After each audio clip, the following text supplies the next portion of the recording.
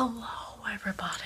Today's video is about the different colors of Scobies when you are making your kombucha and what the different colors mean. So what you're going to want to look out for or know about the colors. I only recently started making kombucha. I have 2 other videos on it, but I wanted to make this video and a few more after this to just talk more about kombucha. There's normally white Scobies, yellow Scobies, or brown Scobies, or like all the different shades within those. And sometimes there's even green or blue. White Scobies normally mean that it is very young, so it's just newly been made. There's not a lot of yeast in it yet, because yeast normally makes brown dots on it. White Scoby could also mean that the tea you're using isn't as staining. Black tea is what you normally want to use when you make kombucha, but there's other people that have made it out of green tea.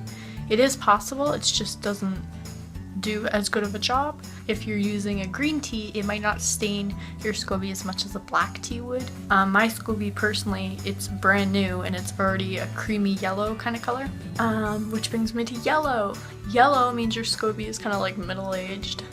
It means that it might have a little bit more yeast in it than the white one. Yeah, it's been through a few more batches than the white one has, so it's starting to gain a little bit more color.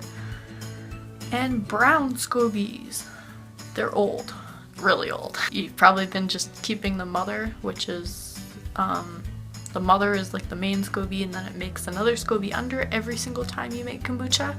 And that other Scoby it makes is called the daughter, or the baby. And so both of them are Scobies, but one's a mother and one is a daughter. Anyway, brown ones, really old.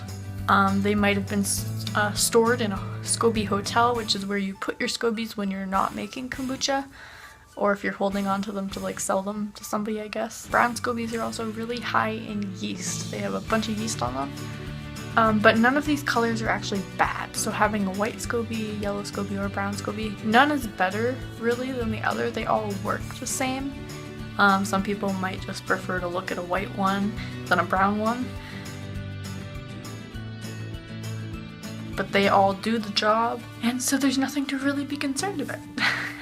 But the darker your Scoby does get, and the older it gets, the more likely it is to start to deteriorate. Pretty much like a pancake, there shouldn't be any of the pancake like ripping off or anything, so as the older your Scoby gets, the more likely that is to happen. But as long as your kombucha tastes good, then you don't need to get a new Scoby or anything, so there's nothing to be concerned about there. But for the future, just think that the whiter the Scoby, the newer it is, the longer you're gonna have to use it. So you're probably gonna want to pick the lightest colored Scobies when you're picking between your mother and your daughter. You'll probably want to get rid of the mother and keep the daughter, but if you don't want to, then that is fine. And pick the heaviest Scoby or the thickest Scoby. They will always last the longest. Yeah. And they'll work the best. You won't have to wait as long for your kombucha to be done. And if you start smelling a weird smell that you were not used to smelling while making your kombucha, it's gonna smell like probably rotten egg, or if there's blue stuff in your kombucha, that means that your Scoby and your kombucha batch is bad and you're not gonna want to eat it. You're gonna want to compost it, get rid of it.